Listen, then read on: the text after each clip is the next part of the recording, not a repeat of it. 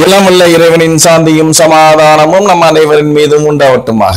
2025ஆம் ஆண்டுக்கான champions trophy பாகிஸ்தானில் வரும் பிப்ரவரி மாதம் நடைபெற இருக்கிறது. இங்கிலாந்து, இந்தியா, இலங்கை, பாகிஸ்தான், பங்களாதேஷ், ஆப்கானிஸ்தான், தென்னாப்பிரிக்கா, ஆஸ்திரேலியா ஆகிய 8 அணிகள் இங்கே பங்கேற்க உள்ளன. சர்வதேச கிரிக்கெட்டின் முக்கிய அணிகளான இலங்கை மற்றும் வெஸ்ட் இண்டீஸ் அணிகள் இந்த தொடருக்கு தகுதி பெறவில்லை. இந்திய கிரிக்கெட் வாரியம் பாதுகாப்பு காரணம் காட்டி இந்திய அணியை பாகிஸ்தானுக்கு அனுப்ப மாட்டோம் என்றும், இந்திய வெளியுறவுத்துறை அமைச்சகத்தின் அனுமதி இதுவரை இந்திய கிரிக்கெட் அணிக்கு கிடைக்கவில்லை என்றும் தெரிவித்திருக்கிறது. ஏற்கனவே தற்போது பாகிஸ்தானில் நடைபெற்று வரும் பார்வையற்றோர் உலகக்கோப்பை கிரிக்கெட் போட்டியில் இந்திய அணி பங்கேற்கவில்லை என்பது குறிப்பிடத்தக்கது. இந்த நிலையில் பாகிஸ்தான் கிரிக்கெட் அணியின் முன்னாள் வேகப்பந்து வீச்சாளர் ஷோயப் அக்தர் என்ன சொல்லியிருக்காருன்னா, பாகிஸ்தான் கிரிக்கெட் வாரியம் எப்படியாவது இந்திய அணியை பாகிஸ்தானிற்கு விளையாட கொண்டு வர வேண்டும்.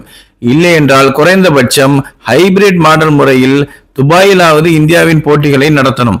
இல்லைன்னா பாகிஸ்தான் கிரிக்கெட் வாரியத்திற்கும் சர்வதேச கிரிக்கெட் வாரியத்திற்கும் சுமார் 100 மில்லியன் அமெரிக்க டாலர்கள், அதாவது இந்திய ரூபாய்க்கு 844 கோடி ரூபாய் நட்டம் ஏற்படும் என்றும் எச்சரிக்கை விடுத்திருக்கிறார்.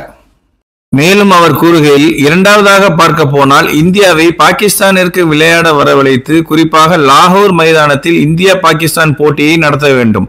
வெற்றியோ தோல்வியோ அதை பற்றி கவலை கொள்ளக்கூடாது. ஆனால் போட்டியை லாகூரில் நடத்துவது மிகுந்த ரசனையாக இருக்கும் என்று பாகிஸ்தானின் முன்னாள் வேகப்பந்து வீச்சாளர் ஷோயப் அக்தர் கூறியுள்ளார்.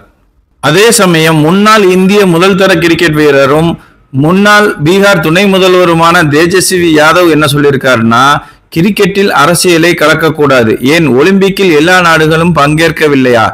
இந்தியா பாகிஸ்தான் சென்று விளையாட அனுமதிக்க வேண்டும்.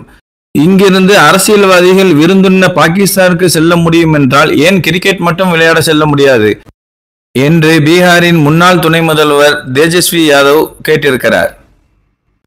ஆக பாகிஸ்தானில் நடைபெறுவதாக திட்டமிடப்பட்டிருக்கும் 2025ஆம் ஆண்டுக்கான சாம்பியன்ஸ் டிராபி பாகிஸ்தானில் நடைபெறுமா அல்லது வேறு நாட்டிற்கு மாற்றப்படுமா? அதுவும் குறிப்பாக தென்னாப்பிரிக்காவிற்கு மாற்றப்படுமா அல்லது சாம்பியன்ஸ் டிராபி தொடர் தள்ளி வைக்கப்படுமா என்பது இன்னும் தெரியவில்லை. கடந்த 2008ஆம் ஆண்டு ஆசிய தொடருக்கு பின் இந்தியா பாகிஸ்தானிற்கு பயணம் சென்று கிரிக்கெட் விளையாடவில்லை என்பது குறிப்பிடத்தக்கது. அதே சமயம் இருதரப்பு ஒருநாள் போட்டிகளுக்காக பாகிஸ்தான் 2012ஆம் ஆண்டு இந்தியாவிற்கு கடைசியாக வந்து விளையாடியது என்பதும் குறிப்பிடத்தக்கது. சர்வதேச கிரிக்கெட் உலகில் சுமார் 80% மேற்பட்டவர்கள் ஆசிய கிரிக்கெட் ரசிகர்கள் என்பது அனைவரும் அறிந்ததே. அதே சமயம் இந்திய கிரிக்கெட் ரசிகர்கள் மட்டுமே சுமார் 50% மேற்பட்டவர்கள் என்பதால் விளம்பரதாரர்கள் பிரச்சனை ஏற்பட்டு போட்டிகளை ஒளிபரப்புவதில் பெருத்த நட்டம் ஏற்படும் என்பதுதான் உண்மை. ஆக ஷோயப் அக்தர் எச்சரித்தது போல் இந்திய அணி இந்த தொடரில் பங்கேற்காவிடில் நூற்றுக்கணக்கான கோடிகளை பாகிஸ்தான் கிரிக்கெட் வாரியமும் சர்வதேச கிரிக்கெட் வாரியம் இழக்கும் என்பதில் எந்தவித சந்தேகமும் இல்லை. பாகிஸ்தானுக்கு சென்று இந்திய அணி கிரிக்கெட் விளையாட வேண்டும் என்ற தேஜஸ்வி யாதவின் கருத்து சரியானதா இல்லையா என்பதை உங்க கருத்து என்ன அப்படிங்கிறத கமெண்ட் பாக்ஸ்ல கமெண்ட் பண்ணுங்க.